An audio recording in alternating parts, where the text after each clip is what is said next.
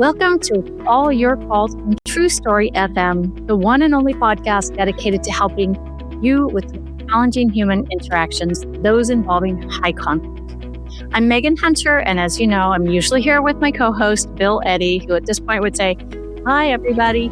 But he is working today somewhere else and cannot record with us. So we are the co-founders of the High Conflict Institute and conflictinfluencer.com, where we focus on training for professionals and helping people with high conflict in their personal lives.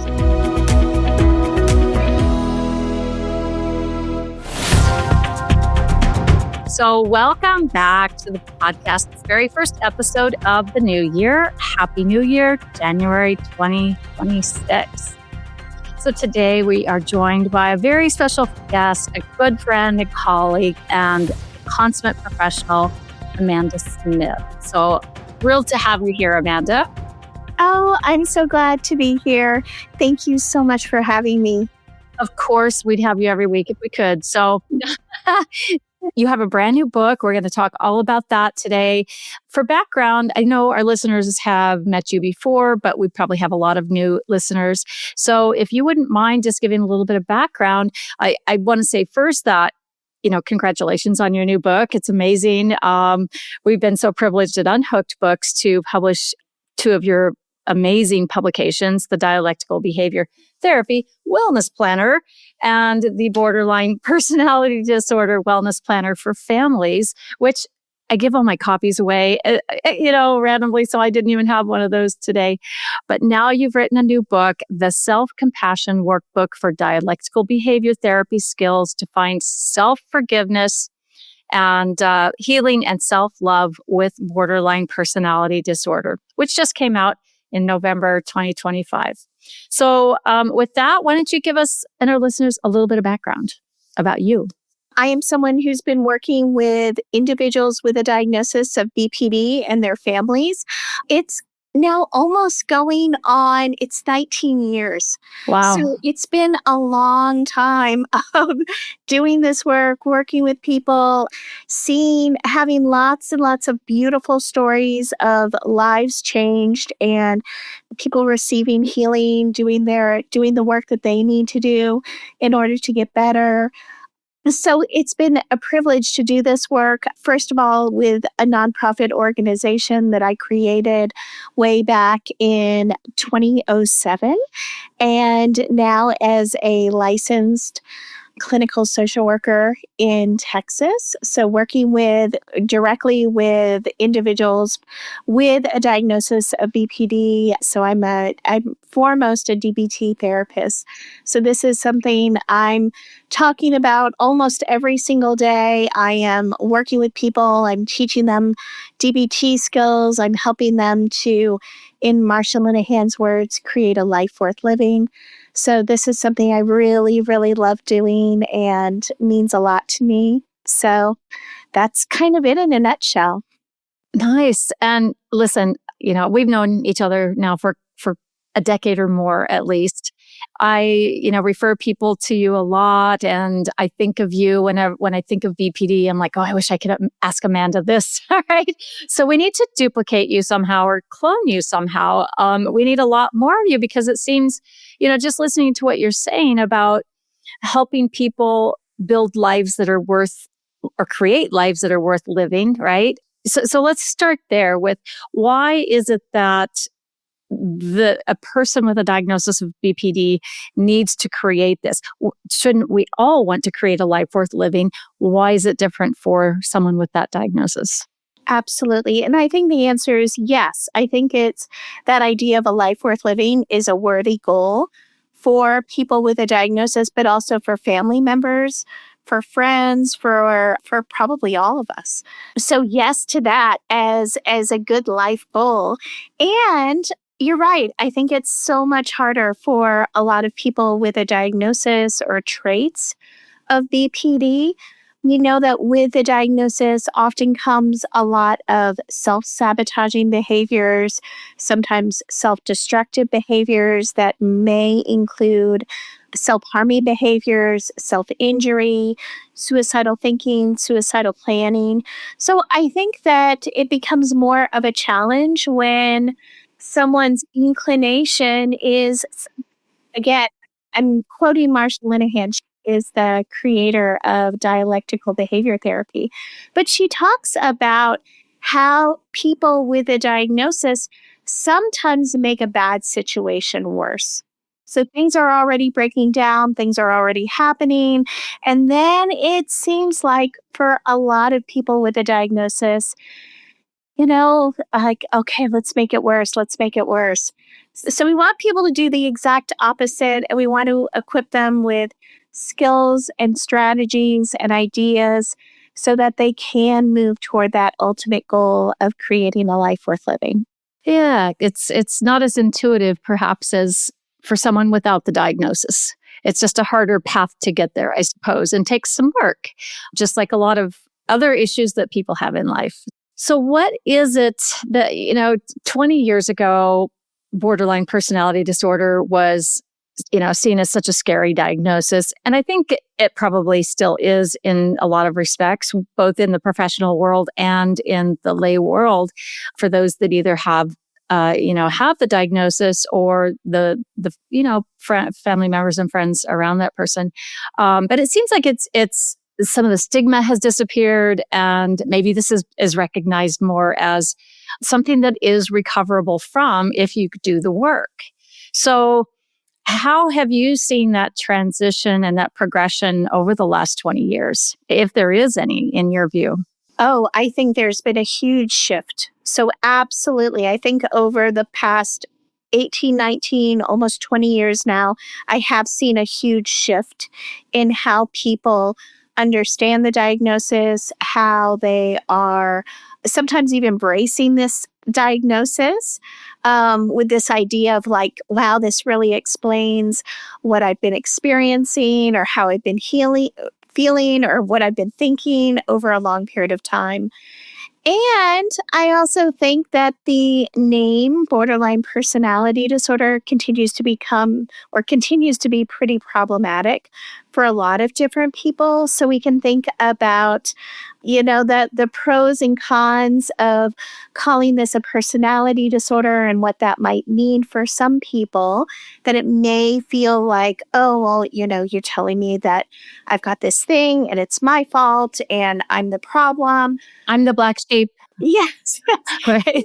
But that's of course not what we're saying. When someone has a diagnosis or again traits of BPD, we have so much strong evidence to show that treatments like dialectical behavior therapy not only work, but they work really well. So someone could have the diagnosis at some point in their lives, and after some really hard work in therapy or treatment, they may no longer meet diagnostic criteria after a year, after 2 years, after 3 years. That's actually more common than not. Wow. Yeah, we want people to have access to evidence-based treatment and to be thinking about, DBT is a really tough treatment. It's challenging. It's very hard work. And at the end of the day, I wouldn't be doing this work unless I had a lot of really amazing success stories. So I want for my clients to know that. I want the family members to know that. So yes, there's a lot less stigma. And at the same time, I want to recognize that stigma absolutely still exists. Sure. I also see a lot of self-stigma. So maybe the stigma or the invalidation isn't coming from other people. It's coming from the person. So that might be part of the diagnosis for many people, is that idea of it's not me, it's other people. Because it's not me, I don't need to change. I don't need to do anything different. Other people, they have to change. They have to do things different. That's something we absolutely see. That self-awareness can be slow to come, for sure, right? So one of the things Bill and I talk about in our trainings is there's 4 forget about it's. And one of the forget about it's is forget about trying to get someone into a place of self-awareness and insight by just saying, look, do you realize you have I think you have borderline personality disorder. They're just going to be, any human's going to be resistant to being told they have a personality disorder.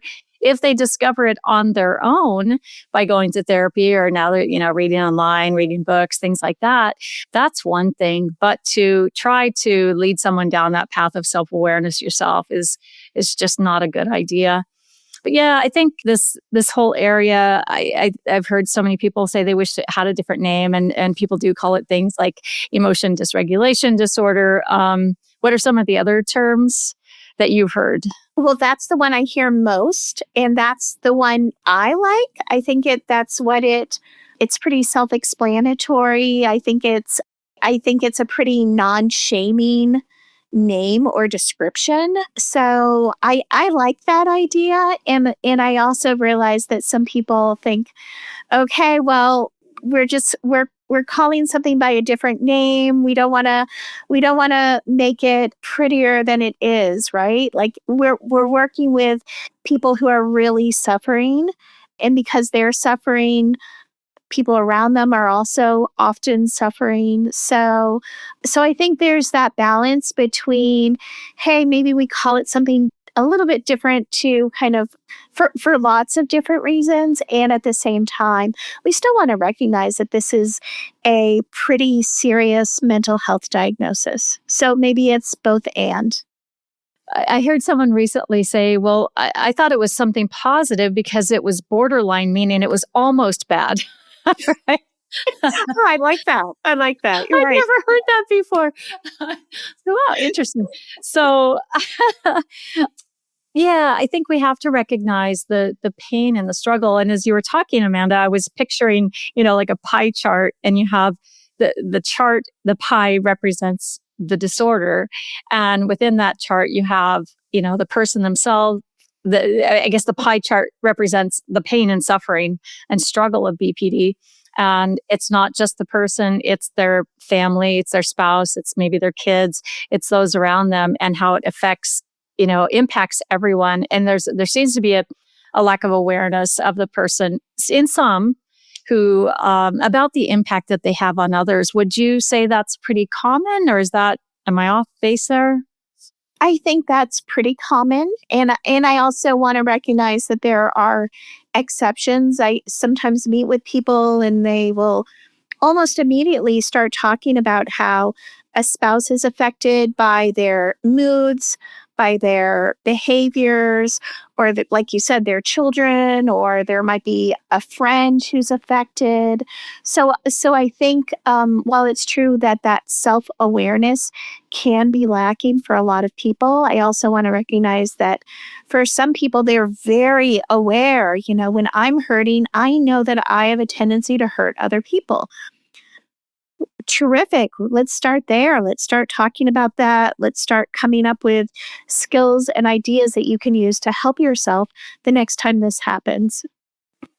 Interesting. So one of the criteria and all the different little, I guess, subs under each of those. So let's say self-harm. Can every bit of those problem areas be addressed with DBT? From my perspective, the answer is yes.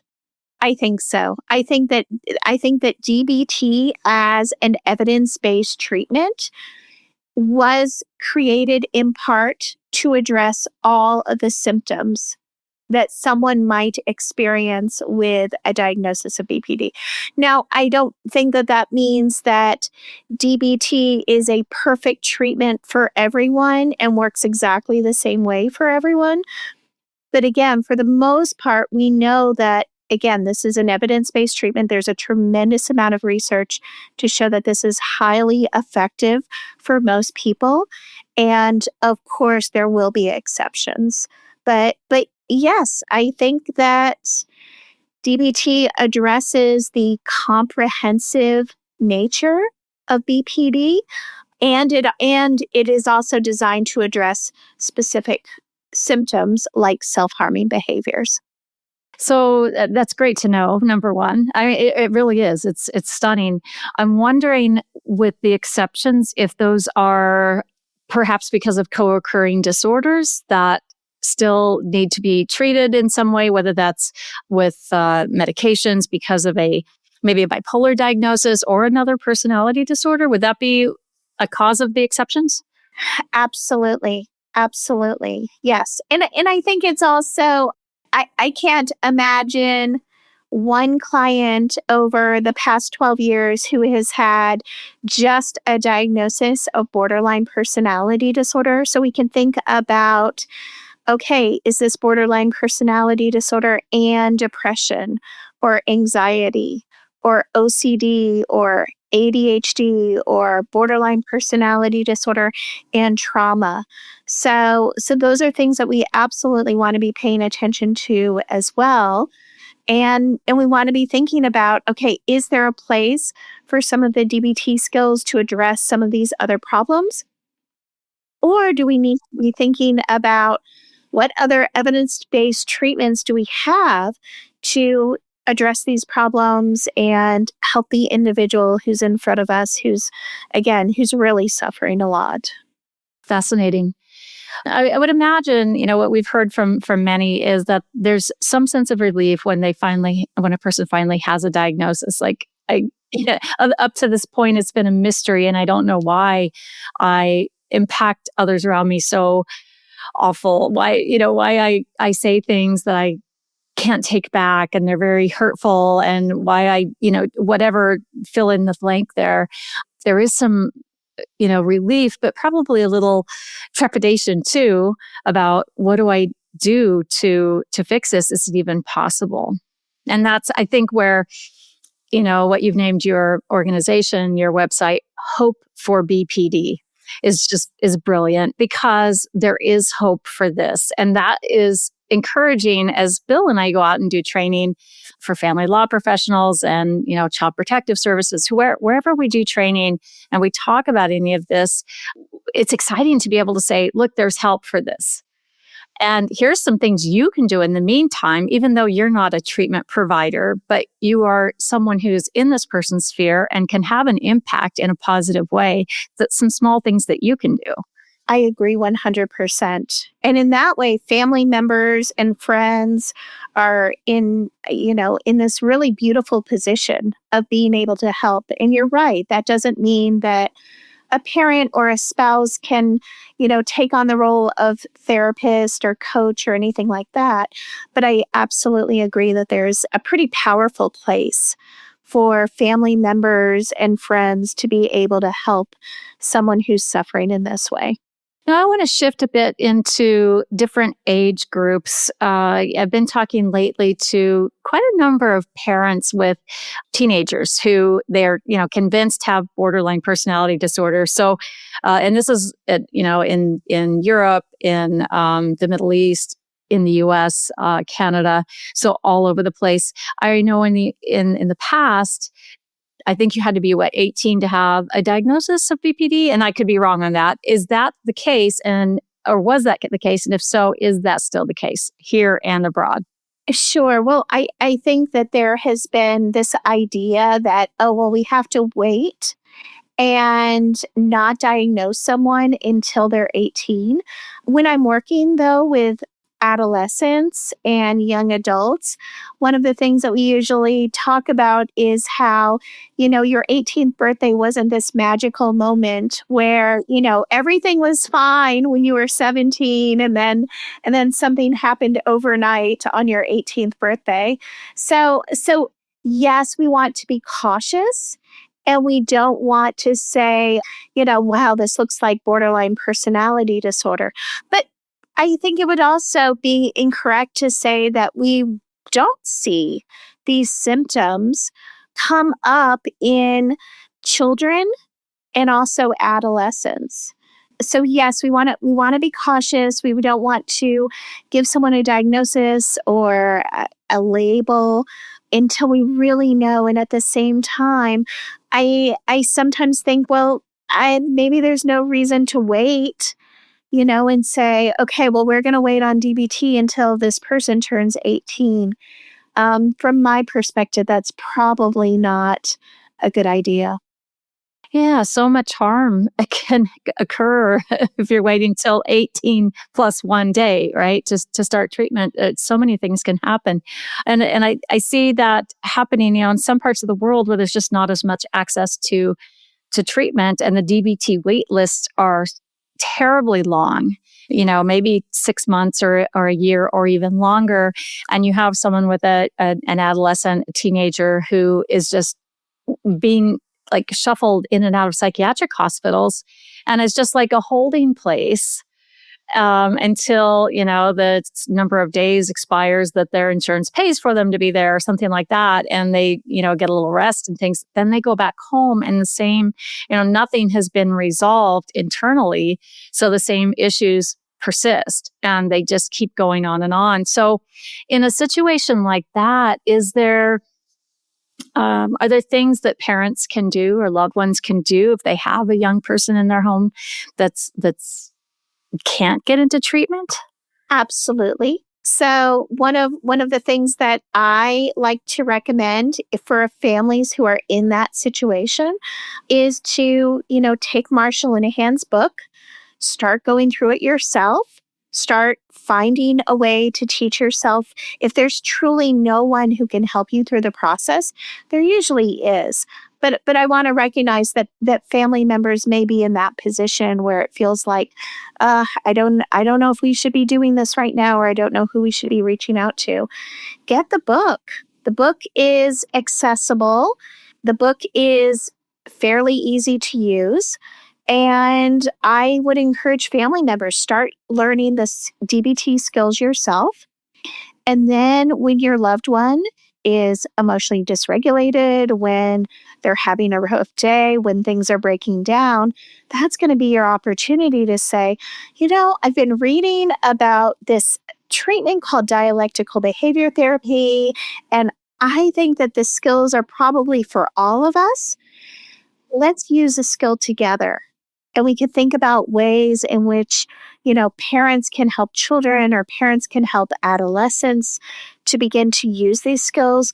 Certainly couples can also use these skills and these ideas together. I love it when that happens.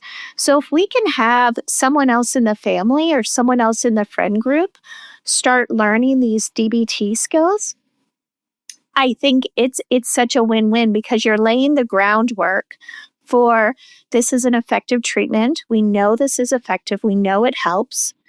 And you can be that person in the family or in the relationship to take the lead and say, okay, right now, let's bring out the book. Let's find a skill that we can use together over the next 10 minutes or 20 minutes or an hour. Let's do this together.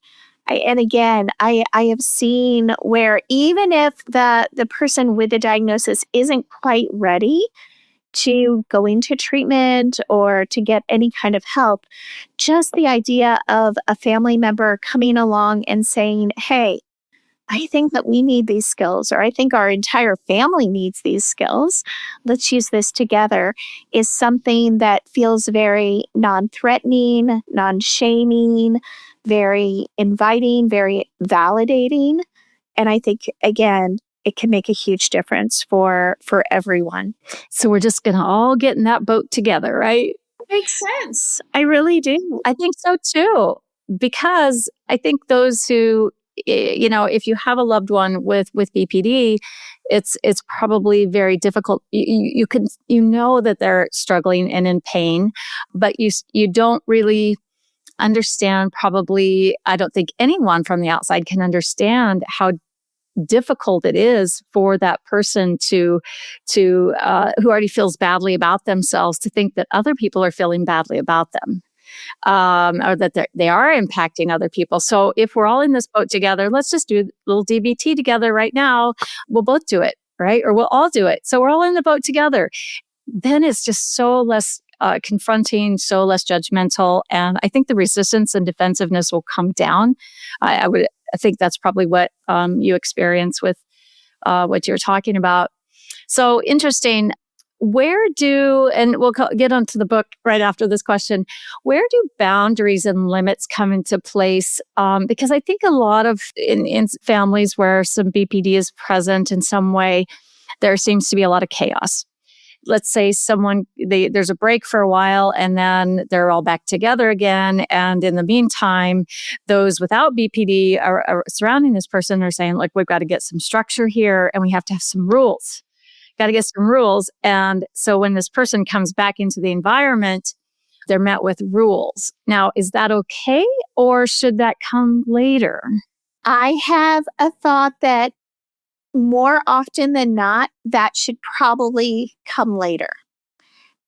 I think it can be very problematic for people to say, okay, now we know what we're dealing with. And maybe that person has read a book or they got some well-meaning advice from a friend or a therapist who said, oh, well, if this person has a diagnosis of BPD, you need to have lots of boundaries. At any given moment, you need lots of boundaries. So the person thinks, oh, okay, well, in getting this advice, I'm going to start to have a lot of boundaries. And I think almost always that approach backfires and winds up making the problem much worse. So that's what I've seen more often than not. Good. So come in with some empathy first and just let things settle a bit and then talk about, let's sit down and make some agreements. That's the word I like to use, is let's make some agreements about what all of us are going to do in this household. And it's hard, I think, especially for parents to think, well, we're the ones in charge of this household, of protecting it, of stabilizing it, of creating the structure and the rules. So why shouldn't we still be doing that? But I think taking that step back and first providing that validating environment before coming in with the hardcore rules builds trust.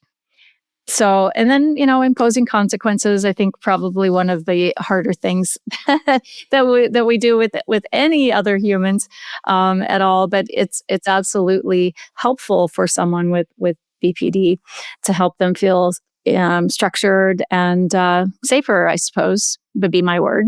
Absolutely. Absolutely. And I'm not certainly in DBT, we aren't against having, like you said, agreements or boundaries or limits. I think that can absolutely be a part of healing and recovery, and all sorts of good things can come out of it. It's just a matter of, okay, when do we start having those conversations and what do they look like? And like you said, I really think that it makes a difference when we lead with a lot of validation, a lot of empathy, a lot of love and non-judgmentalness. That seems to make more of a difference than saying, hey, we're not going to have another day like we had last Saturday. We're going to, that's not going to happen again. Well, for the most part, that's something that creates even more shame and embarrassment for the person with the diagnosis who may not yet have the skills they need in order to change their behaviors, manage their emotions. So we want to be careful about not asking someone to do something that they may not yet be able to do. That's really important. It's really, really important. I think we have a big expectation that just because you're, a 16-year-old or an 18-year-old or a 28-year-old or 38 or a 68-year-old person, you should have these skills. But if you have a disorder, you don't have those skills yet, or they're not fully developed yet. So they can get there, which is the great news. Exactly. So I thank you for all that. I these are the questions I get a lot from people. And I thought, let's just hear from the expert herself. But I know we will also want to talk about your amazing book, The Self-Compassion Workbook for Dialectical Behavior Therapy, Skills to Find Self-Forgiveness, Healing, and Self-Love with BPD.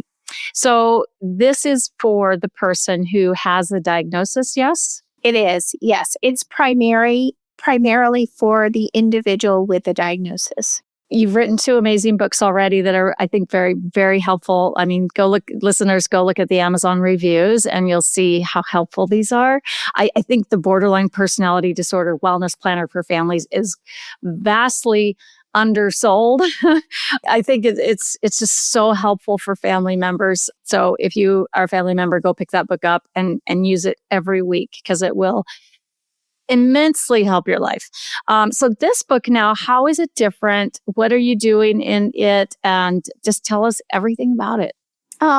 So the book is different because we are approaching the diagnosis and all of the symptoms of the diagnosis of BPD through the lens of self compassion. So we're understanding, the first diagnostic criterion is a fear of abandonment. So let's look at this symptom or these sets of symptoms through the lens of self compassion. So when someone feels like a relationship is ending or a relationship in the moment is tenuous and just feels there's something about it that might feel threatening, what would it look like to respond to those emotions or those thoughts or those urges to act in a way that may not be a part of a life worth living? What would it look like for that individual to respond to whatever's happening in that moment with self compassion?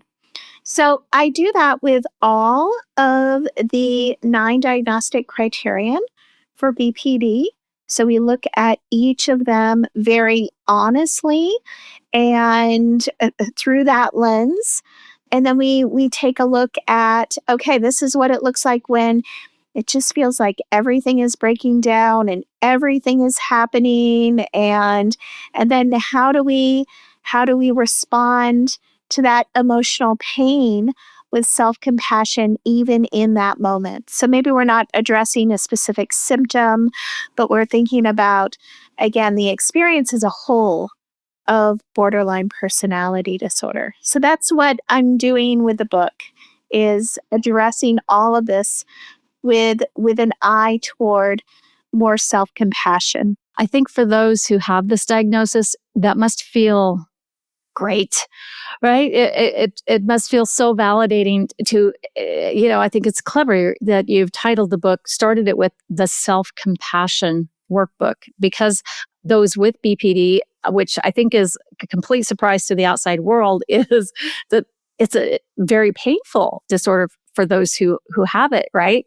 And so there's not a lot of self-compassion. There's so much pain and self-judgment and shame and all of that around it. So this is the same person who would probably express a lot of compassion for another person. Now, it may not seem like that to a person who's in a tight relationship with someone with BPD because it's a very chaotic, but there is a ton of of compassion for others. So to recognize that it is something that I would need for myself, and that I think maybe this book and the work you do, Amanda, gives someone permission to even think about that I can have compassion for myself. Exactly.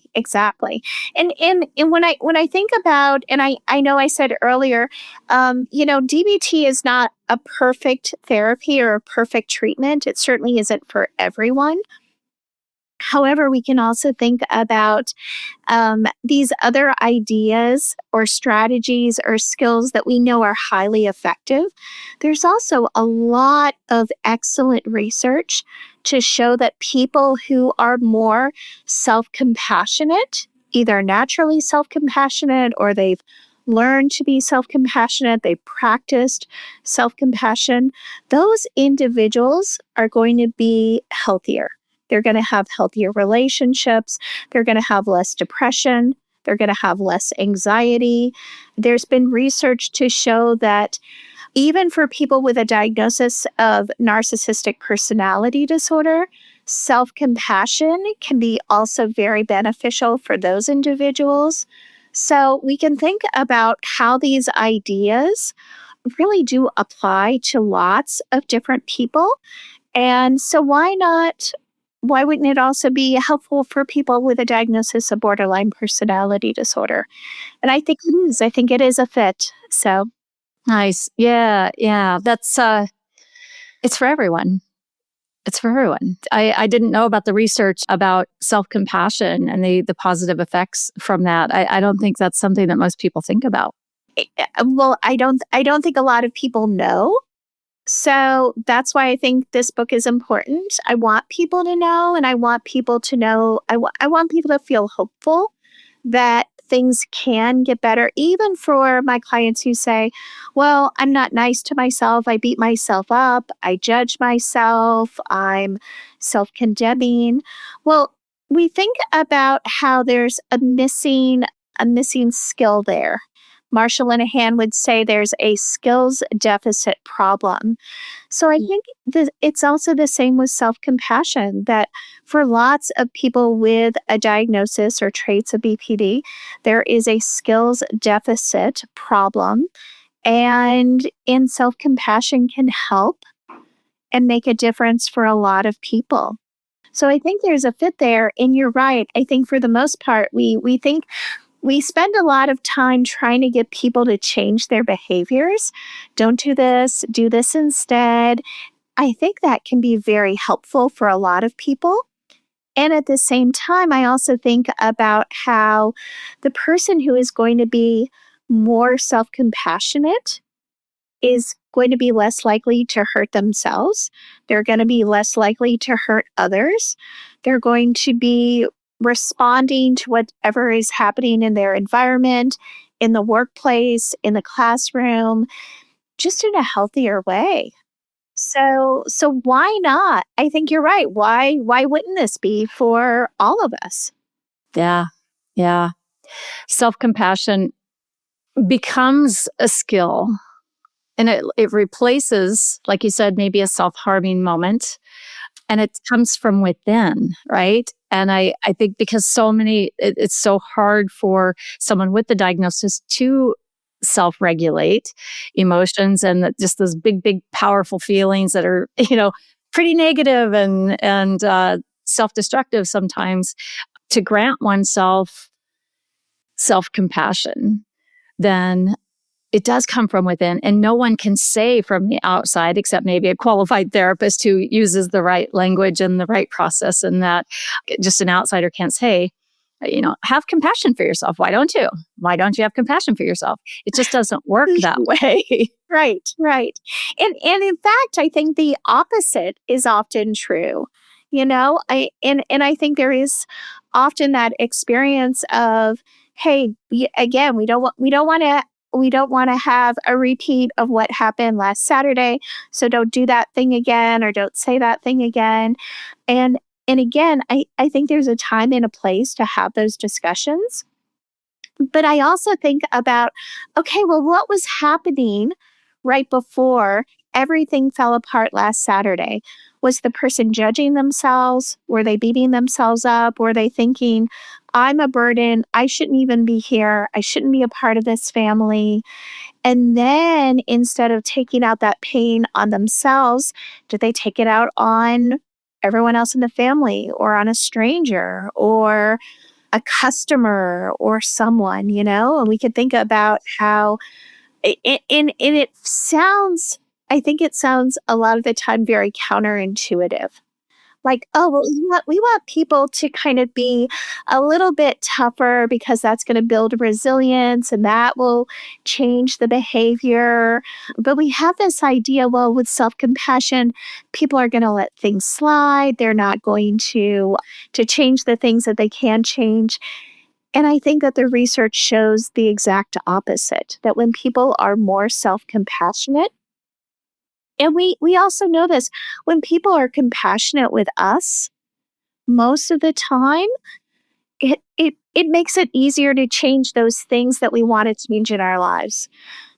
But when other people are saying, oh my word, stop it, don't do that thing again, you're ruining the relationship or the family, well then, what's the incentive for the person with a diagnosis of borderline personality disorder to change and do things differently? So if that doesn't work, why don't we try the exact opposite? Maybe that will be something that could be effective for most people. Yeah. Yeah. What's the definition of insanity? Trying the same thing over and over and hoping for different results, and that's, I think, such the very distinct nature of personality disorders is it's very counterintuitive, and I like to say it's an opposites world. So what the person is experiencing is the opposite of what most everyone else is experiencing. And so how can those around them respond in the same way we respond to everyone else? We have to respond in an opposite way, which is often the opposite of what we feel like doing and what we're used to doing. So it's learning kind of this replacement technique of, instead of judging or putting someone down or just kind of barking at them or having these high expectations, is to do the opposite. And it's to provide some validation. It's to provide some empathy in those moments. That is completely counterintuitive, but it's easy to do once you get used to it. You just have to practice a little bit, and it takes discipline. And if that can help your loved one improve and recover and build that life worth living, then isn't it worth it to be that disciplined? Oh, I agree. I agree 100%. I think when I think about the wonderful clients I've worked with over many years now, the ones who have recovered, the ones who have restored relationships, the ones who have gone on to create new healthy relationships in their lives, those people have done the opposite. You're right. Again and again and again. And it's not just, okay, well, I did it this one time. I did it last Tuesday at 3 p.m. It really has to be that lifelong commitment to, okay, when I feel like condemning myself, or when I feel like hurting myself, or when I'm hating myself, that's the time. That's my opportunity to be self-compassionate. That's what's going to change lives. Not that, wow, here's one more moment when I don't like myself and now I'm going to shut down, or I'm going to lash out at others. So why don't we try something so very different and see if that might have at least part of the answer for what we need. Well, I think that is part of the answer. And I think your book is a big piece of the answer, and the progression in, the treatment and hopefulness of treatment for borderline personality disorder. So I'm really glad you've written the book. And I know it's come from a lot of experience and a lot of understanding where your clients have been, the shoes they've walked in, the big feelings they've had, and what those missing pieces are. So I have no doubt that this book will be extremely helpful to many. Well, thank you so much. Thank you. I appreciate it. I recently told a client, I wrote a book that I needed 20 years ago, 30 years ago. So I think it's, again, this isn't just an intervention for someone with a particular diagnosis. Like you said, I think this is an idea for probably almost all of us. Yeah, I 100% agree. We don't want everything to be about us. We're not saying that. It's that we do have to have some degree of self-compassion and taking care of ourselves. And, it gives us a chance to forgive ourselves when we do mess up. And I think that opens the door then to taking a next step, or to getting back on track even, right? Absolutely agree. Yeah. Well, this has been fantastic. We are going to put the links for your book, the Self-Compassion Workbook for Dialectical Behavior Therapy. We'll put that link in the show notes. It just came out in November 2025, so it's brand new. And it's one of those books that will live on forever and ever and be super helpful for years to come. Also, Amanda, your website is? It's Hope for BPD. So B as in borderline, P as in personality, D as in disorder.com, hopeforbpd.com. Great. And we'll put that link in the show notes too, as well as the link to your other two books. And just grateful for you for being here. And I'm thankful to all of you listeners who got to have this amazing opportunity to hear from Amanda today.